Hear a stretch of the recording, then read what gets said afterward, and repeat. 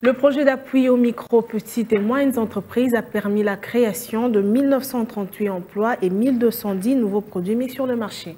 On va le suivre dans cet élément de reportage de Mitterrand Massamouna. Manitek a raconté son histoire.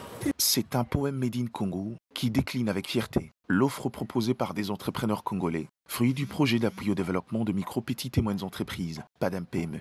Une soirée de célébration de champions, après un long parcours de formation, subvention et accompagnement de jeunes entrepreneurs congolais qui ont bénéficié de cette initiative du gouvernement congolais avec l'appui de la Banque mondiale dont l'objectif était de créer des millionnaires congolais, souhait du chef de l'État.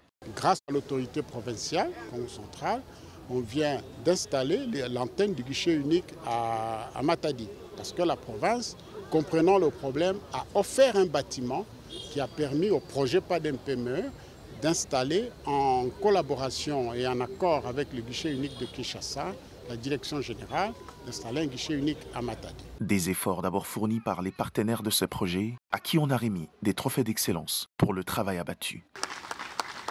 Les lauréats, à leur tour, vont partager à l'assistance leur expérience tout au long de ce processus, mais également ont présenté les difficultés rencontrées dans la sphère économique congolaise, désormais leur arène au quotidien. La connaissance que PADEM-PME m'a donnée, c'est plus positif pour moi que l'argent.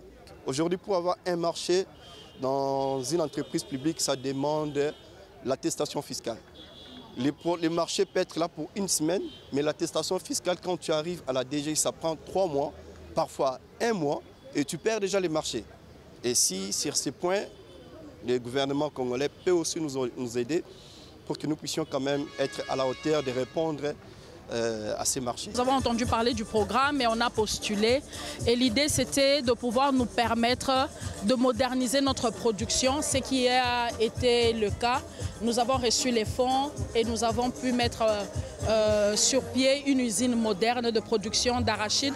Aujourd'hui, d'ailleurs, c'est la seule usine de production d'arachide en RDC. Ce projet a été mis en œuvre dans les 4 villes, dont Kinshasa, Matadi, Goma et Lubumbashi, en faveur de micro, petites et moyennes entreprises évoluant dans le secteur productif, dont l'agrotransformation, l'industrie légère et le service à valeur ajoutée. Durant sa mise en œuvre, le projet a déployé des appuis globaux au profit de la promotion de l'entrepreneuriat en faveur de femmes micro-entrepreneurs, jeunes entrepreneurs et porteurs de projets, ainsi que de PME établies à potentiel de croissance dont les résultats sont probants, à en croire le représentant de la Banque mondiale. Un projet est né, le PADEM-PME, bien conçu, je pense, qui s'est enrichi de la vision gouvernementale et des expériences de la Banque mondiale à travers le monde. Présent et parrain de la cérémonie, le ministre de l'Industrie, Développement de petites moyennes entreprises et petites moyennes industries se dit satisfait des résultats et encourage le bénéficiaire à travailler davantage pour l'avancement de l'entrepreneuriat congolais. À tous ces champions, j'aimerais d'abord vous témoigner toute ma considération, tout mon respect et vous féliciter, et vous dire que l'avenir de la RDC dépend de ce que vous faites. C'est un appel noble.